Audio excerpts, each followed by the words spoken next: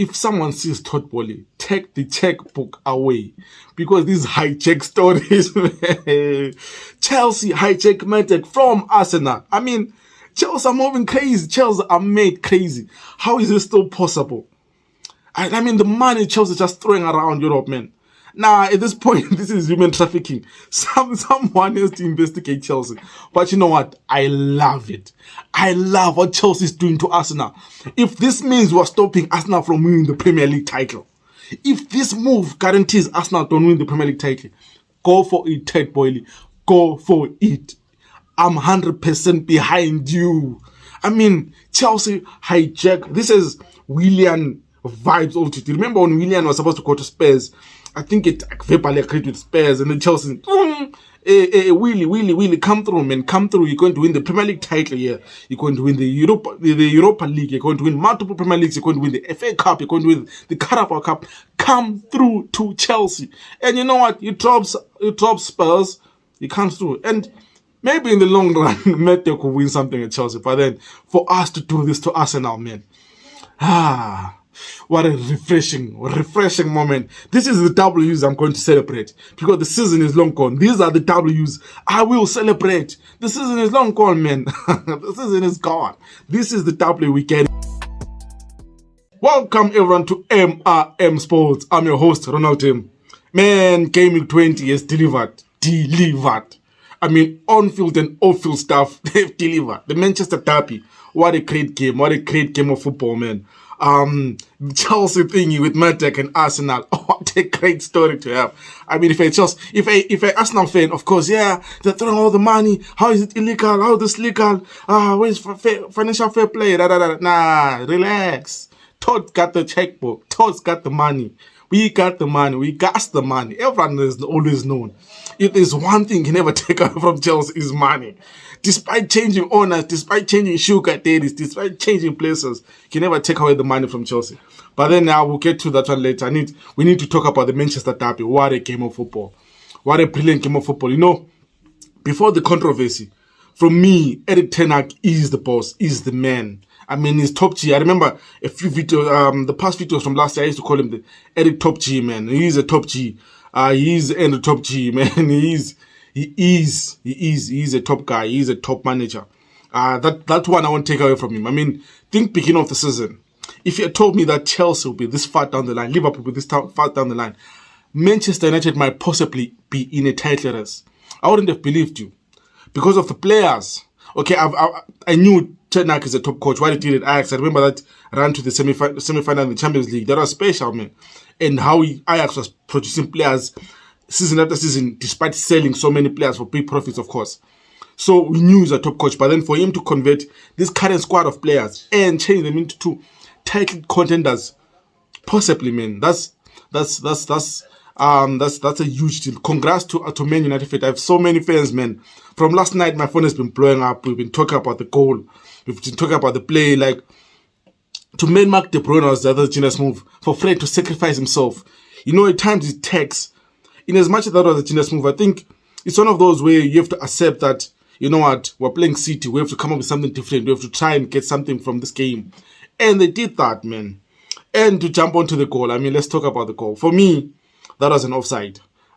Personally, I have a very good United friend, Semox.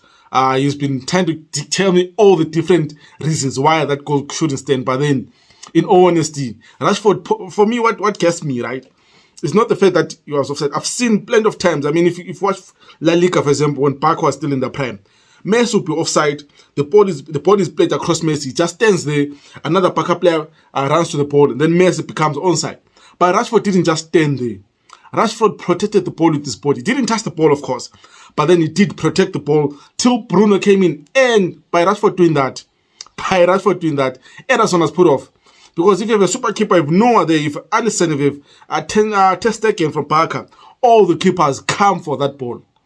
If Rashford is not there, if somehow by magic you lift Rashford to the air, put him at the back of the Manchester United goalie, Ederson 100% comes for that ball before even Bruno gets to it.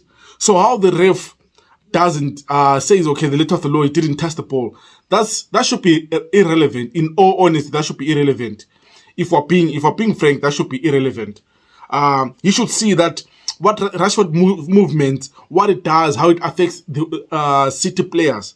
For me, that then makes it an offside. But then it is what it is, man.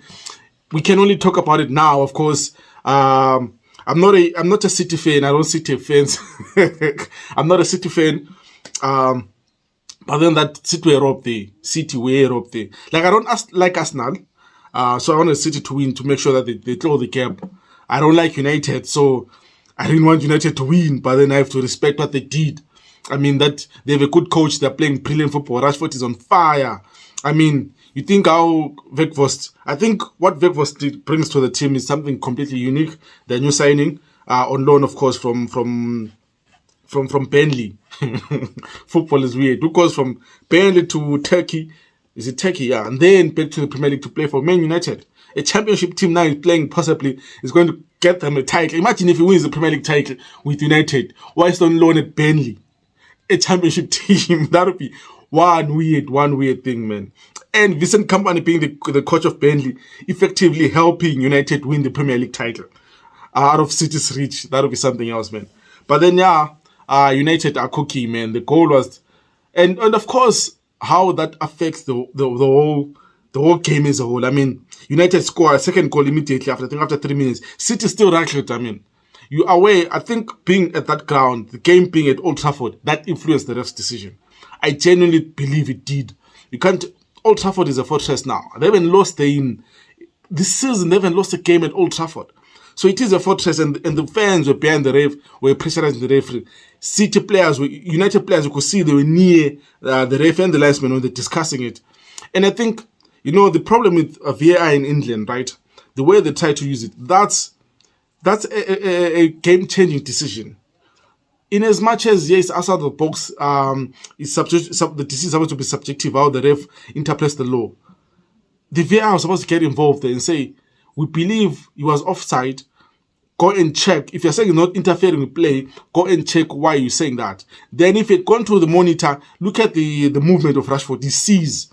For me, that's a huge error. That's a huge error. I know the error of the margin of the error has to be decided by VAR or whatnot. It's not a clean obvious error. For me, that was a clean obvious error because Rashford movement affects the whole game, affects the City players, affects Ederson particularly, and it protects the ball for Bruno to get there. I mean, if it was a City player getting there, I think he would have eventually touched the ball for an offside. I don't think he was going to let the City player touch the ball ahead of him.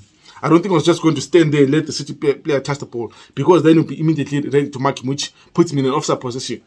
So again, man, it is what it is, but then you can't take it away from United. I mean, United are now 38 points, a point behind City with 18 games played. Arsenal are still on 44 points.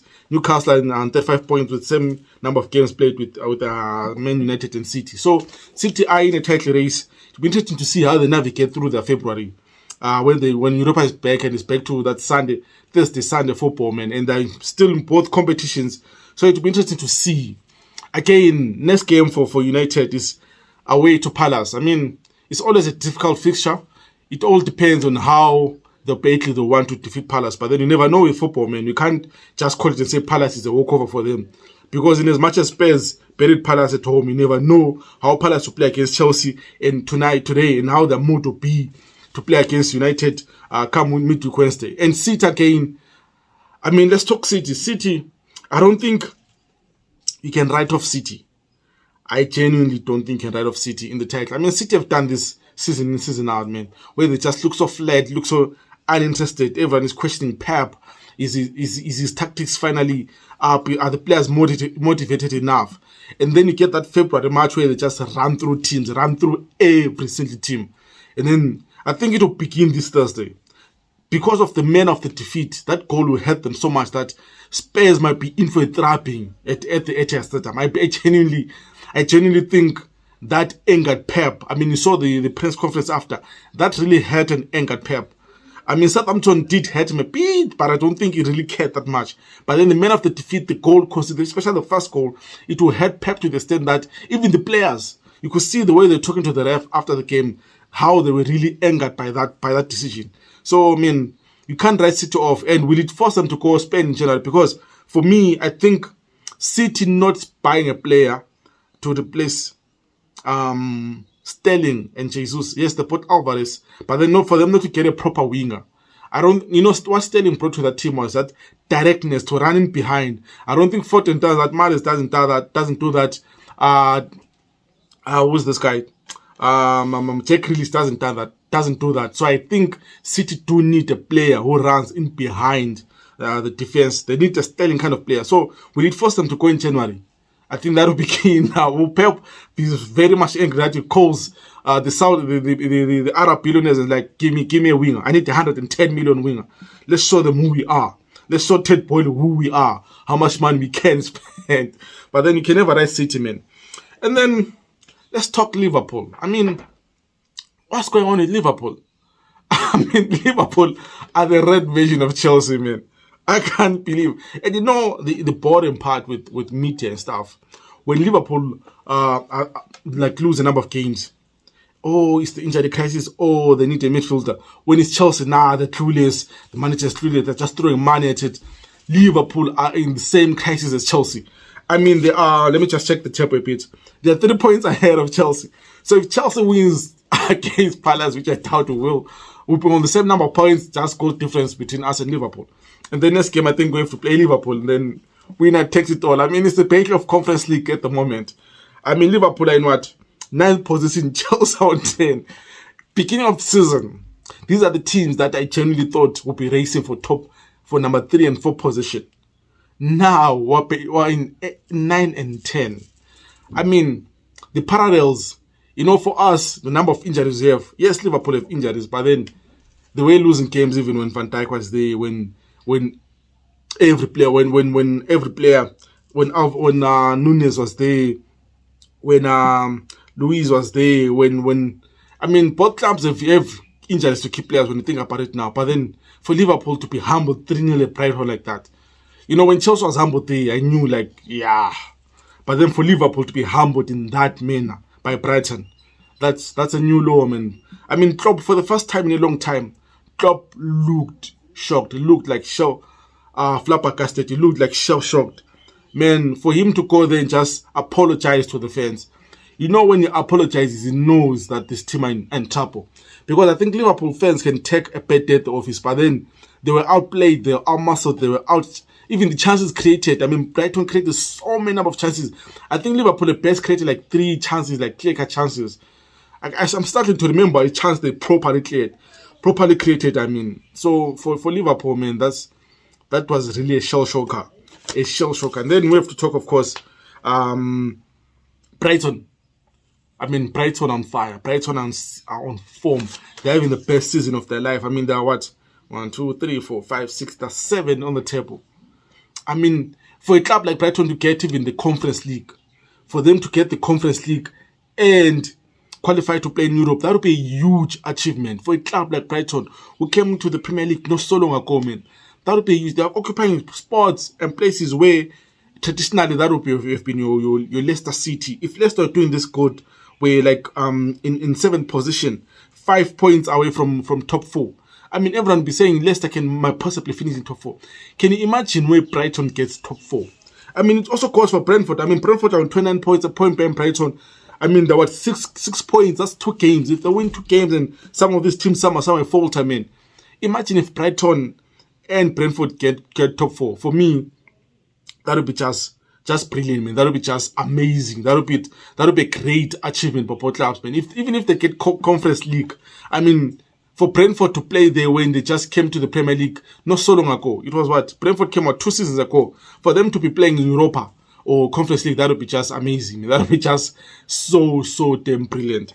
But then, yeah, I mean, and of course, I mean, we have to talk about the relegation side.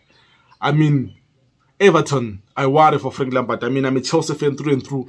Frank will always be my Chelsea legend wherever, because even if he gets Everton relegated, I'll still hold Frank at high regard. But then, I think it's 2 games in a row now where they lose. I mean, against Wolves, remember when they lost 2-1, and then now they've lost 2-1 to Southampton. Both games at home. That has to be damaging for both teams, for Everton. I mean, for Southampton are in a bad road now. So for them to come back to that game, and I mean, what process basically keeping Everton up, keeping Southampton up. I mean, you know what? If you're in the relegation battle, I mean, if you're West Ham, do to Southampton what Newcastle did to Burnley last season. Go and sign their best player. I mean, if I was West Ham, I'll be bidding 60 million now for hot pros, man. I'll be making sure that the Southampton board there's something to think of. I'll be offering what you call this, what pros, the sweetest deal on earth, man. No, we wanna move on. We inevitably going to move on. Declan Rice, we want you to come and fill in those boots. Come, make sure Southampton fall in. I mean, Southampton are still bottom of the table, but then here's the interesting part: they're on 15 points. Everton are now also on 15 points. In the bottom, the second bottom, and West Ham are also on 15 points. The only difference between the three teams is the goal difference. So honestly, for Southampton, man, they have to make sure that they get the moment. I mean, defeating City, I think that was a good one. And then, of course, coming back against Everton, that was a good win as well. And West Ham losing 1-0 to Wolves. I think that was a nightmare result for West Ham. I think West Ham now are in the mud. I mean, Moyes, I wouldn't be surprised if Moyes gets fired, because the way they're playing, you know, the problem with the difference between West Ham, your Southampton, and your Everton is the quality of players West Ham has. I mean, if you're Declan Rice, you're thinking you're supposed to be in the conversation of top 5 best central midfielders in the Premier League, or top 10. You're supposed to be going to teams like Chelsea, Manchester United, and you're battling relegation. I mean, this is not your level. If you're Bowen, if you are the new striker, I mean, if you're Emerson, you had a good spell at France, you come to the side that they are battling for relegation, man. It's just one of those that if you're in those teams, something has to be done. Something has to be done. And then, of course, to close the show, man, Chelsea. Chelsea are playing Crystal Palace today. It's a difficult one to call, because in as much as we're in the home team, I don't see who will come in and make a difference, because the new signing is not ready. I think if Harvey starts again and your Fofana as a Chukwuemeka guys don't start, then we definitely lose the game. And I think I'll start questioning Potter more and more, and possibly bring Potter out. But then for us to still Arsenal's play, I mean, that was just the cherry on top of a sweet cake. Hopefully it comes good. But again, we're not addressing... You know what? I think wingers are a key problem at Chelsea. So we need to address them. But then, of course, you need... You know what? The only thing that can save us, if West Ham lose this game, if Chelsea lose this game, who knows who will sign again, man. But then, yeah, we will react to the North London Derby, of course. Please don't forget to subscribe to the channel and like the video, man. I'm your host, Ronald M, signing out.